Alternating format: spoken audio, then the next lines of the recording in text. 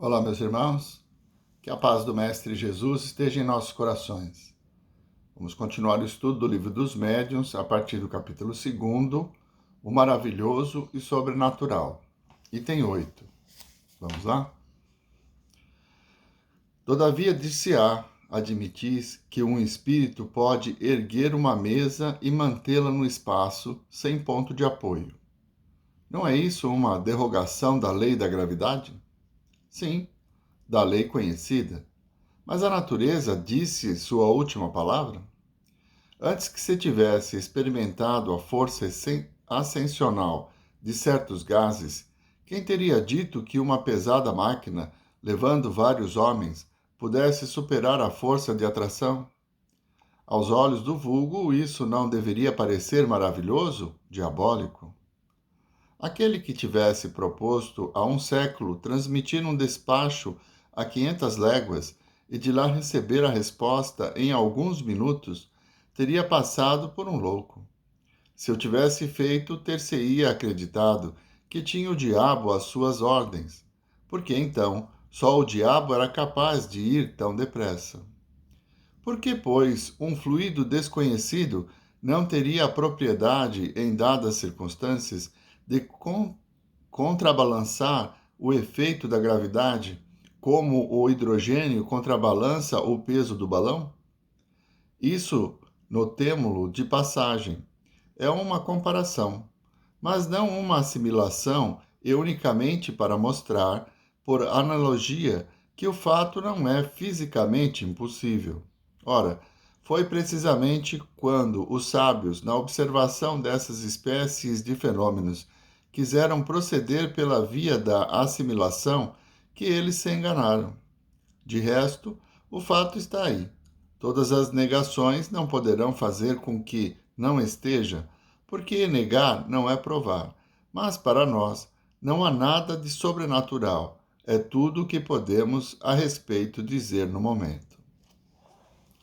Ele está se referindo aqui às mesas girantes. No início das manifestações espíritas, lá no meados do século XIX, as mesas se elevavam, sem o toque das mãos. E isso, pela ciência da época, era totalmente negado, é impossível, é sobrenatural. Porque pela situação natural, a força da gravidade impediria que a mesa se levantasse. Então, o que Kardec está colocando aqui é que existe mais na natureza do que os nossos sentidos podem perceber. Né?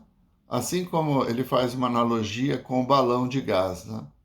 E também com o telégrafo. Então, a milhas de distância, através de um fio, a mensagem passava de um aparelho para outro.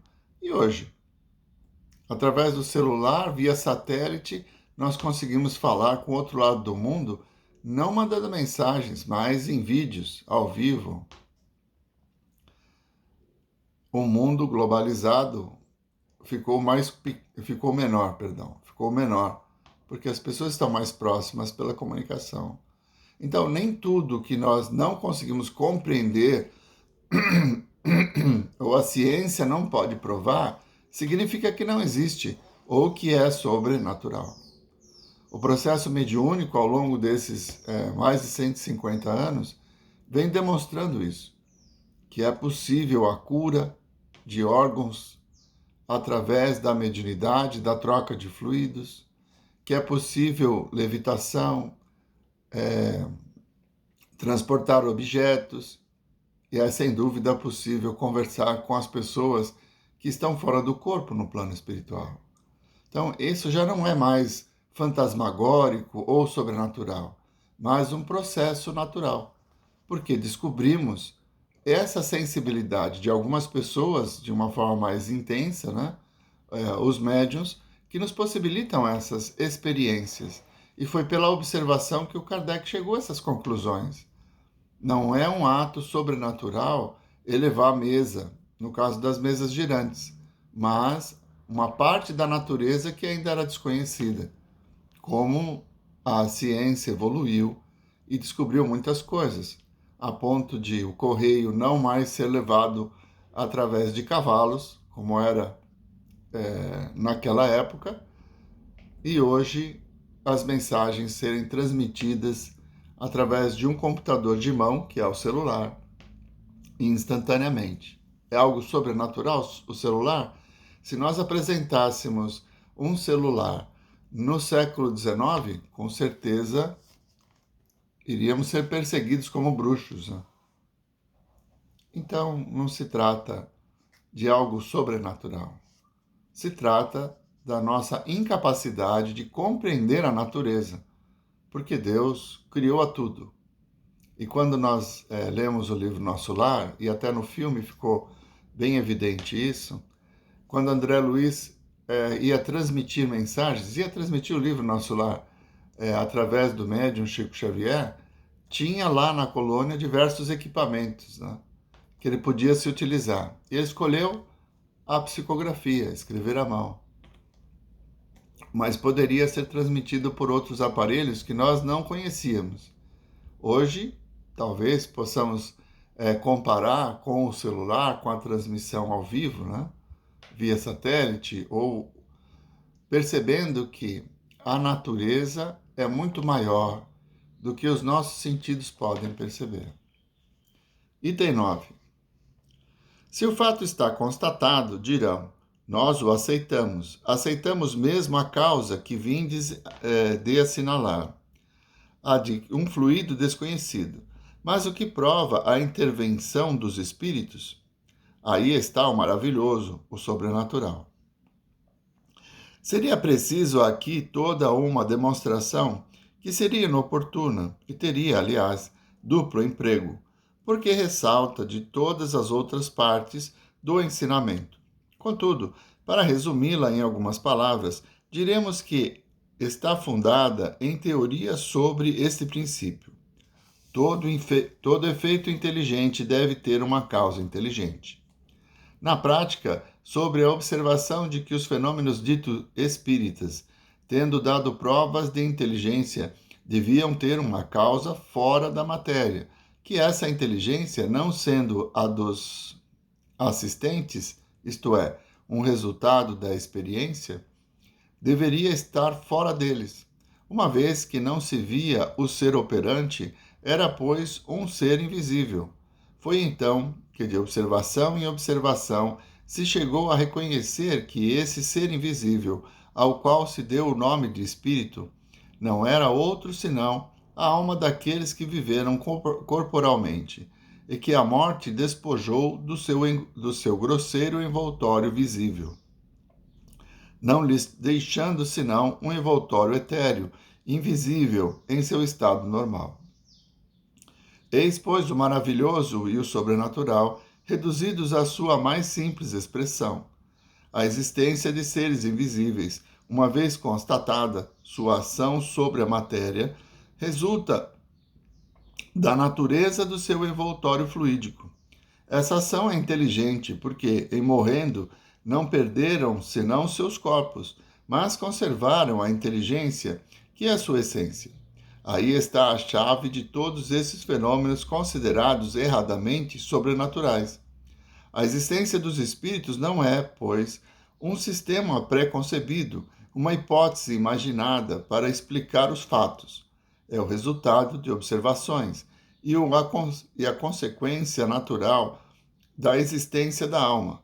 Negar essa causa é negar a alma e seus atributos, que aqueles que pensam poder dar desses efeitos inteligentes uma solução mais racional, podendo sobretudo explicar todos os fatos, queiram trazê-lo, e então se poderá discutir o mérito de cada um. Então, tudo bem, aceita-se a existência de um fluido desconhecido pelo homem que pode elevar a mesa, no caso das mesas girantes. Mas não se aceita que isso é feito por um espírito. E aí o axioma: todo efeito tem uma causa, e se o efeito é inteligente, a causa também é inteligente. Por isso a dedução de que seres incorpóreos é que manipulavam as mesas, que escreviam mensagens, mais tarde usaram cestas com lápis, e hoje, de uma forma muito mais direta, a psicografia. Tantas obras trazidas por Chico Xavier. Ah, então isso é obra do Chico Xavier, que está tentando nos enganar. Muito bem. A primeira obra psicografada pelo Chico Xavier chama Parnasmo de Além-Túmulo, que é uma coletânea de poemas escritos por poetas mortos. Então, cada poema tem a assinatura ou a identificação das características de um determinado poeta. São tantos que nenhum gênio teria condições de imitar perfeitamente os métodos utilizados por aquele gênio, que era o poeta. Então fica evidente a presença dos espíritos pela manifestação mediúnica. Não existe uma outra explicação, mas Kardec abre a lacuna. Se houver outra explicação, nos tragam, vamos discuti-la, vamos apreciá-la. Porque tem uma frase também do Kardec que diz assim: se a ciência contradizer a doutrina, fiquem com a ciência, desde que se prove de uma forma coerente. Então, não existe eventos sobrenaturais. Quando nós concebemos Deus, Criador do universo, causa primeira de todas as coisas, inteligência suprema, nós sabemos que a origem de tudo é uma só. Consequentemente, tudo que Deus criou está na natureza, seja de uma forma física, material, seja de uma forma espiritual, como ficou demonstrado pela doutrina espírita e, muito antes dela, em diversas experiências no Egito, na Grécia, onde a mediunidade já era utilizada. Então, essa é a construção do argumento de Kardec. Vamos parando por aqui. Na semana que vem, continuamos com o mesmo tema, o maravilhoso e sobrenatural, a partir do item 10. Vamos fazer a nossa prece? Nós vos agradecemos, Senhor, pela oportunidade do conhecimento. Aos poucos nossos olhos se abrem para compreender melhor a vossa obra, que ainda está muito distante de ser compreendida plenamente, devido à precariedade dos nossos sentidos. Mas que a cada passo, pela convicção e pela fé, possamos enxergar a grandeza e a maravilhosa criação que, vinda de vós, nos permite evoluir e aprender a cada passo do caminho. Muito obrigado, Senhor. Muito obrigado, meus irmãos. Uma boa semana a todos.